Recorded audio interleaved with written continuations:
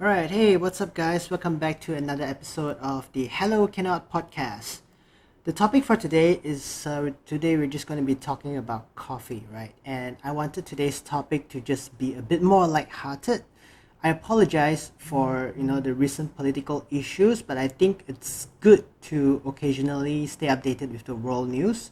Apologies once more if I offended anyone, and do keep in mind that I bear no ill intentions. So without further ado, let's start.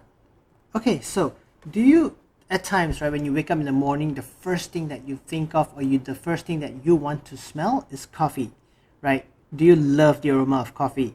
Do you drink coffee every day or most days just to function? Well, if any of these answers is a yes, welcome to the Coffee Anonymous Club. It's a very huge club with a population of over 2 billion members at least. So we don't have any presidents or CEO for this club. There's no one managing it directly, but we are in a way a secret organization, right? Because we have been secretly funding countries like Ethiopia, Kenya, Indonesia, Colombia, and more. So these places are considered like the origin, the source of our drug, right? And this caffeine supplement is legally sold worldwide, and it supports a very rigid infrastructure and network. So for those who are not a part of this club yet, if you have medical or health reasons that prevent you from consuming coffee, my sincere apologies that you're not able to participate in one of the finest and oldest beverage industry ever. The rest that may have not adjusted to it yet, just like your first puff of a cigarette or the first sip of alcohol. So hopefully time heals all wounds, they say, and soon you'll kick off your addiction for coffee and you'll find yourself coming back for more. And so let me start off first by saying, as my passion for coffee grew over the years, just growing up like any normal person, I started to love making trips to cafes. For those who are venturing into coffee, places like Starbucks, Coffee Bean will serve as an important first step, important path, a very important crossroad for everyone who's just beginning to love coffee. For some folks, it is their first big step from 3-in-1 coffee or normal kopi from kopitiams, right, which are like our local standard cafes in Malaysia. So from time to time, I've seen a few of these recent coffee graduates. They're hesitant on stepping into franchises like Starbucks. They look at the wide variety of drinks available and of course the amazing prices that come along as well. So coffee in such franchises do not come cheap, I would say. It can seem like an luxurious item for us Malaysians, but there they are, queuing up, looking at their beverage options from the menu, from Americano to fraps to salted caramel macchiatos. Then they turn their eyes to the pastries offered. Alamak, both also expensive. Hello, cannot later eat into budget savings how? So this is the first big turning point, I would say. Either they swallow their egos and order their drinks, or they quietly turn around and walk out of the cafe with their heads down low. So the next level of coffee education starts here. So it's like you have gotten your bachelor's degree, right? And now you're moving on to master's. You want to know more, learn more, and of course the satisfaction of better coffee needs to be fixed. So here's the point where you really start to crave for coffee. You slowly move out, from Starbucks, from Coffee Bean, and you start searching for local cafes where the beans are sourced and roasted to different unique profiles and flavors. So you learn that the usual coffee you knew, such as Americano, Cappuccino, Latte, becomes a bit more complicated. So you have the Americano's twin brother, the long black. For Cappuccino, you have the Caucasian sister called the flat white. For lattes, you learn about soy milk latte, oat milk latte, almond milk latte, and so on. The one unique cup that appears at this level is the filtered coffee. So filtered coffee is the proud son of the third wave coffee. If you have ever heard of methods like V60, Chemex, AeroPress, then you've definitely been exposed to filtered coffee. These are new methods developed to cater for coffee with very unique tastes apart from bitter. So professionals gave a wide range of terms, to express these types of filtered coffee, from acidity to brightness, to robustness and to nuttiness. These are spectrums that you can Google online, and within each cup of filtered coffee, Specialists can taste specific flavors that we mentioned earlier. So for instance, like this first cup could taste like Earl Grey tea, right? Whereas the next cup could taste more towards blueberries. Yes, the coffee do actually taste like that. They're not expired or rotten beans. And no, so nobody dropped blueberry extracts into the coffee. Filtered coffee is just a type of acquired taste, right? It's an acquired taste. Not everyone can easily accept coffee that tastes sour, according to their terms, quote unquote. Right, so let's talk about the bean origins. So initially, you might get some ideas on the country origin of your coffee beans. So this is at this master stage that you get exposed to what is called the coffee lots. You see, beans come from coffee lots, which means there is a specific area that plants and produces your beans. Coffee lots are further broken down into macro lots and micro lots. So macro lots is a larger area of coffee bean plantation area, which oftentimes may contribute to a more general, unique profile. So it's more generic in that sense. Let me give you an example. Due to many reasons such as altitude, soil content, environment, as well as the quality of air, beans from Kenya can have a more common generic profile that is catered more towards to fruity or winey, right? More like a taste of wine. So whereas in Ethiopia, the beans tend to produce a more herbal, floral kind of flavors. So as you can see, there are observable differences between coffee beans from different macro lots or regions. And then you move on to micro lots. And it is in this micro lot that you can further isolate and specify the coffee's profile. So micro lots are smaller farms within the bigger regions of macro lot. And these micro lots are basically catered to produce beans of even finer and exquisite taste or profiles, right? And please bear with me, as the examples I will be giving are microlot African names, which you might not be familiar with. So first up, we have the Kenya Rungeto Karimikui, which produces coffee beans that taste like cherry, plum, green apple, citrus, and even honey. And then we have the Kenya Barawi Timu, which gives cranberry, tropical fruit, or berries flavor to your coffee. So hope you can see, that between these two microlots mentioned, it does follow the theme of Kenya's macrolots, which contains, which is more towards the fruitiness or wininess.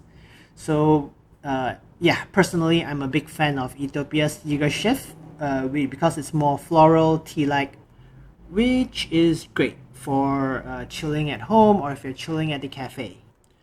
So as I'm discussing about this, right, I realized that coffee drinkers or coffee worshippers can really be categorized into bachelor's degree, master's, and PhD. So PhD, which is the highest level that I'll be sharing on now, doctorate or PhD, which is the final end game where you start to enter the researching pedigree, right? So once you're here, there is an overflow of information as well as a ton of research and analysis to produce the best, actually I would say most optimized cup of coffee. So all the factors now come into play much more than ever. Taking it from the top, we have your coffee beans growing or grown in specific regions. Where do you want to grow them? What kind of fertilizer or environmental treatment to give? How much water is needed? And then after the harvest, how will the coffee beans be processed? Will they be naturally dried? Will they be washed? Will they be given the honey treatment, which is equivalent to the pulped natural process? And once you get past all of that, you have your green coffee beans ready for the next evolution stage, the roasting stage. So roasting is equally complex. You learn about the temperature, the roast profiles, and what are the best machines that can accomplish the right and most optimized flavor that you want. So okay, enough about the stages of coffee appreciation here. Now I'd like to grab your attention towards the bachelor's and master's holders, because these are where your standard consumers sit, right? Where they're from. As someone who drinks coffee, way too enthusiastically, maybe that's the right term, we can be a bunch of judgmental apes at times, right? And let me tell you why. So consumers, they go into cafes, they walk up to the counter and order their drinks. And then let's go with the 3 stages of judgments that happen here, right? So the first point here is basically the coffee versus non-coffee drinkers. I would like to quickly mention a quick disclaimer, if possible, that decaf coffee falls under the non-coffee category for this discussion. So we'll park them aside for this discussion. So those that are very coffee passionate will judge non-coffee drinkers when they come in. Alright, now, so imagine a scenario where a consumer goes into a cafe, right, a customer, and he goes up to the barista or the server. So the server is basically saying, hey, welcome to so-and-so cafe, how's your day? How can I help you? What can I get you? And it'll be like, what? Tea? Hot chocolate? Decaf? Just water? Are you sure? You don't seem like someone who makes the right life choices. Yeah, so secretly, I think they feel like they are looking at the bottom of the food chain, right? The weakest bunch of the human society or population. So those that evolution had failed, but life goes on, right? Hey, so we give them their we give them their tea, their hot chocolate, whatever non-coffee beverages that they want. But now, moving on to point number 2, for customers that do order coffee beverages, we now judge the super fancy ones, right? I'd like a mocha, please, or frappuccino with extra cream on top. Then there are the crazy ones like, hey, I want a caramel latte with soy milk and no foam. So I even got this next one from Reddit. Let's see if you can remember this order, right? Remember, you're a barista, you're taking orders, and you have to make sure you pull the right drink for your customers. A venti soy ice extra dry cappuccino, 3/4 caffeine, pulled with Stretto, and cinnamon steamed into the milk when making the foam. Right? Let me tell you, any barista with the patience to make the drink is a reincarnation of Buddha. You'd be lucky if yours does not come up with any form of extra, let's go with the term, ingredients. Now, the last point. Before I get into this, let me just say sometimes it's by default that we are required to ask this question. And every single time, it really pains us so much, so very much. Would you like some sugar in your coffee? Seriously, sugar in your coffee. So maybe the customers, sometimes they would not notice the eye twitches, the subtle head shake, or the weight of the world crushing into our hearts when they say, yes. Hello, cannot enter coffee. Hiya, heartbreak. What a heartbreak. I'm not going to lie, during my time when customers ordered coffee with 1 or more packets of sugar for takeaway, right? I would tear open the sugar sachet, pinch right about 50% of the sugar and pour it down the coffee. So what this means is basically I'm holding back 50% of the sugar from entering this marvelous drink, tainted only by the external sweetness that is uncalled for. So there you go. You have your first 3 stages of judgments, but stage 2 is actually a lot more complicated than you may think. So we discuss on fancy coffee drinks in stage 2. Now, for every coffee that is ordered in stage 2, there is a base drink, right? As an example, caramel latte requires the basic latte drink in addition to the caramel syrup added into it.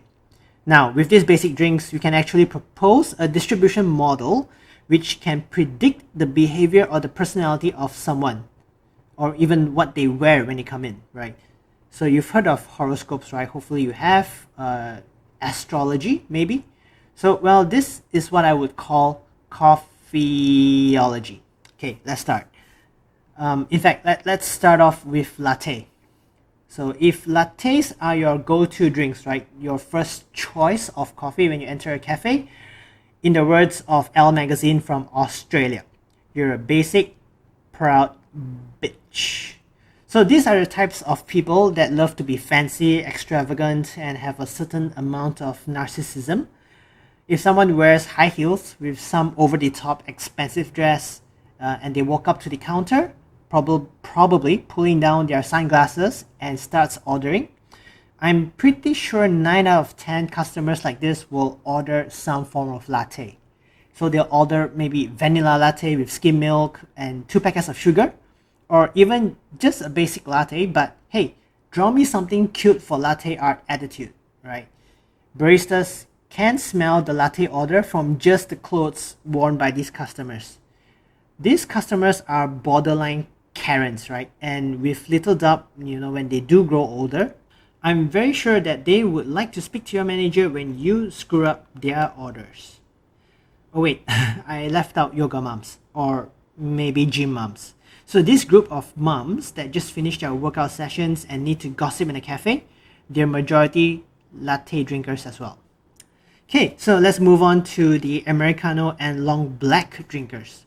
For those of you who have been trying to figure out the difference, basically these two drinks are made out of two things: espresso shots and hot water. The only difference is the sequence, which goes first. Americano adds the espresso shot first, followed by hot water, and long black is basically the exact opposite. But if you would just stir your cup, right, they taste exactly the same. Yeah, but what do they tell us, right? Well, these people that order Americanos or long blacks are your no-nonsense people. They are most likely straightforward, very, very straightforward. They like to keep things simple, and yet they are very busy, and a good large cup of pure coffee keeps them going. So sometimes I will even say that Americano or long black drinkers can often be sarcastic, right? They walk up to the counter, order their drinks, and the barista will be like, "Is there anything else? Would you like some sugar?" And the customers that order Americanos may be thinking, "Hello, I'm ordering the easiest drink without anything else needed. Is that so hard to comprehend?" Right? And thankfully, these customers mostly exist in the mornings before their work starts, so we don't have to endure the full extent of their sarcasm throughout our day. So while we're on top on that type of drink, espresso shots plus hot water, let's quickly talk about espresso shot drinkers, right? These are very small groups of people. They are very few and far in between. They come and go like the wind, right? They're very, very busy schedules, which I'm assuming most of them come from leadership positions. They do not have the privilege of slowly consuming or enjoying their coffee. A quick fix is what they need, and off they go. For baristas to be able to hold a conversation that lasts longer than 3 minutes with them, I think it's a wonderful accomplishment of their own. Oh, and these people are definitely power walkers. They take very big steps and they walk fast. Okay, now let's move on to cappuccino lovers. Cappuccino is basically coffee with milk and a special type of foam or microfoam, as we call it. In Australia, there are additional chocolate powder sprinkles on top. So I like to think cappuccino or cap drinkers are very sociable people that make excellent friends, right? They are very honest and optimistic people, and they're very easy to spot, I would say. And I love looking for these people. They're very, very common and, like I said, right, very relatively easy to spot. So how do you find them, right? These are basically clueless people who don't drink coffee often, but they're at the cafe probably to meet friends or to meet up with just someone else. They spend the most time choosing from the menu, but with peer pressure and no real, favorite coffee types or coffee beverages that they prefer, they'll choose cappuccino every single time. They're probably thinking that it can't go wrong, right? This is the most basic drink, and it shows that they're not as basic as Americano or long black drinkers. They're a bit more sophisticated, and on the off chance that things go south, cappuccino is the safest drink that you can choose from with low risks. And these are the ships that flock cafes. They're lovely people to be around with, don't get me wrong, but they're just not that hardcore on coffee. So if you're ever in a cafe and you think you're seeing someone in the line who's looking a long time at the menu, there's a very high chance that you're just going to settle for cappuccino. All right, moving on. Let's talk about flat white, the Caucasian sister of the cappuccino. For majority of cafes in the world, flat white is actually not a very common drink. Sorry, Americans and Europeans. Originating from Australia, flat whites are basically lattes or cappuccinos with minimal foam, right, or microfoam. The taste of the espresso shot is very prominent when compared to other drinks that contain milk. Now, people that come in and order this drink, they are somewhat hardcore coffee drinkers that need milk, right? They say a good chunk of hipsters have this drink as their default choice, as well as people who appreciate coffee. There are cases where the two categories do overlap. So interestingly, flat white lovers, I would say that they're ignorant people to a certain extent.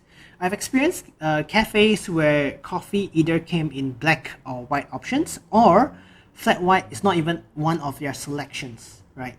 But confidently, these people will walk up to the counter and order a flat white. Sometimes they may be polite to ask if the cafe serves flat white, when they look into their menu, but most of them just straight up expect that this is a common drink, especially in third wave cafes, and the barista should know by default what a flat white should be. Now, flat white folks are the fine-tuned coffee drinkers. These are the people that like to optimize things in their life to find the most efficient way of getting results.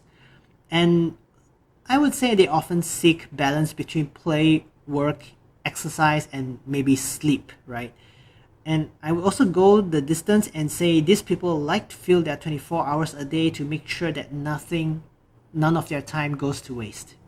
So if you ever find someone, who fits that profile, or even just any of your friends, any of your family members that drink or love flat white, you can roughly tell what their attitude, their personality is. All right, so just for fun, I will touch on one last drink, which is the mocha. So some may agree with me that people who order mocha probably hate coffee, but at the same time, they feel pressured to prove their adulthood, right? I have grown up, everyone drinks coffee, and so do I. So as a way of compromise, they choose to add chocolate as a sweetener to their drinks.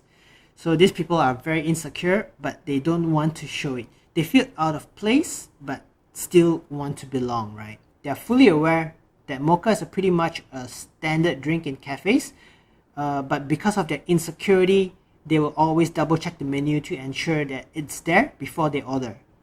So imagine someone you see who is scrolling, or maybe someone just entered Starbucks, for instance. They look through the variety of menus, but they clearly know that mocha is their go-to drink. They'll scan the menu. Okay, the minute they hit mocha, that's it. They're good. That's what I'm getting, right? So let's shower these folks with a bit of love. Teach them how to appreciate coffee, and hopefully we can slowly take those chocolate away from their lives. And that basically wraps up our discussion for the day. So what kind of drinks do you normally go for? Everything that I have said, do you feel the same as well? Or do you have a different opinion? How about going to your nearest cafe?